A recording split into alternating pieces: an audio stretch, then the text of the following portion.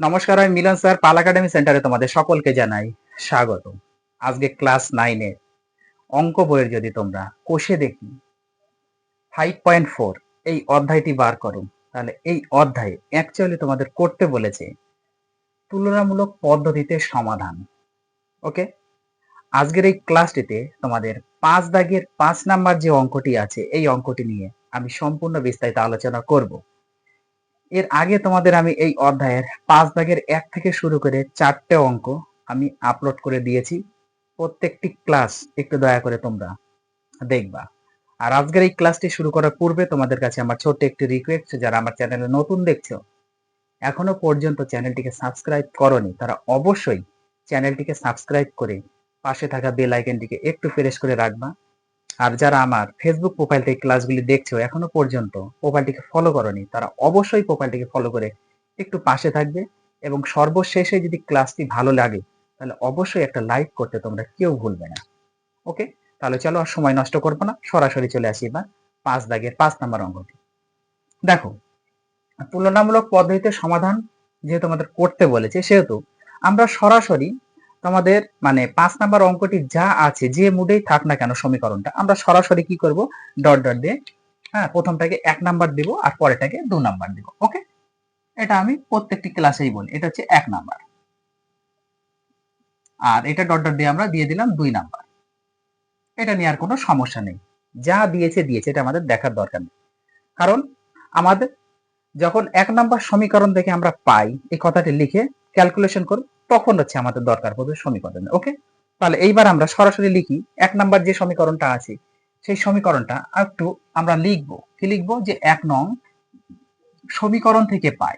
ওকে, এই কথাগুলো একটু লিখবা, সমীকরণ থেকে পাই। তাহলে 1 নং সমীকরণ থেকে পাই, যেহেতু আমরা কথাটা লিখেছি, সেহেতু 1 নং সমীকরণটা আগে আমরা একটু বসিয়ে নিই। x plus y equal to 11 আছে।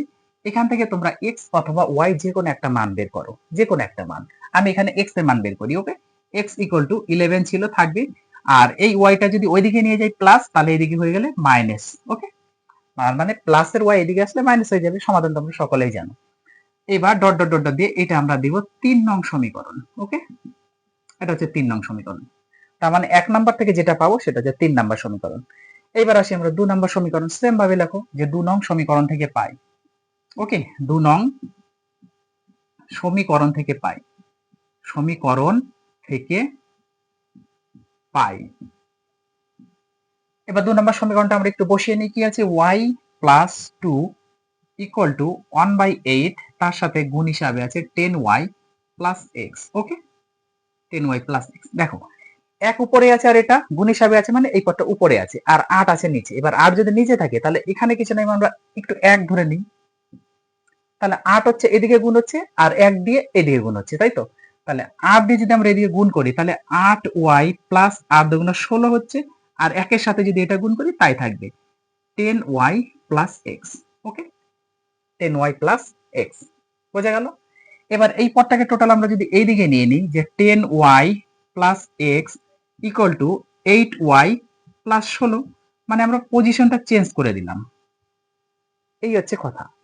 যেহেতু আমরা x বের করেছি 1 নং সমীকরণ থেকে, তার মানে আমাদের 2 নং সমীকরণ থেকে x এর মান বের করতে হবে, y বের করলে হবে না। ওকে, তাহলে x ইকুয়াল টু দাঁড়াচ্ছে, এখানে 8টা y আছে থাক, প্লাস 16 আছে থাক, আর এই দিকে প্লাস 10y টা যদি এদিকে আসে তাহলে মাইনাস 10y হয়ে যাবে। ওকে, তাহলে x ইকুয়াল টু আমরা পাচ্ছি, এখানে হচ্ছে 10টা মাইনাসের y থেকে 8টা হচ্ছে প্লাসের y চলে যাচ্ছে, তাহলে হচ্ছে আমাদের থাকছে মাইনাস দুটো y পড়ে থাকছে আর প্লাস 16 থাকছে। এটা ডট ডট ডট দিয়ে আমরা দিয়ে দিই 4 নাম্বার সমীকরণ। 3 নাম্বার থেকে যেটা পেলাম সেটা হচ্ছে আমাদের 4 নাম্বার সমীকরণ। ওকে, এখন যেটা কাজ করতে হবে সেটা তোমাদের লিখতে হবে কি, এই যে 3 নাম্বার সমীকরণ আর এই যে 4 নাম্বার সমীকরণটা পেলাম, এই দুটো সমীকরণ তুলনা করতে হবে।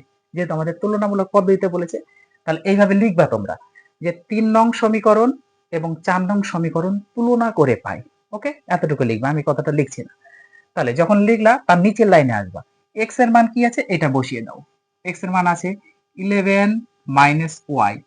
তুলনা যখন করব তার মানে x এর ভ্যালু 3 নাম্বার সমীকরণের x এর ভ্যালু আর 4 নাম্বার x সমীকরণের x এর ভ্যালু দুটো সমান।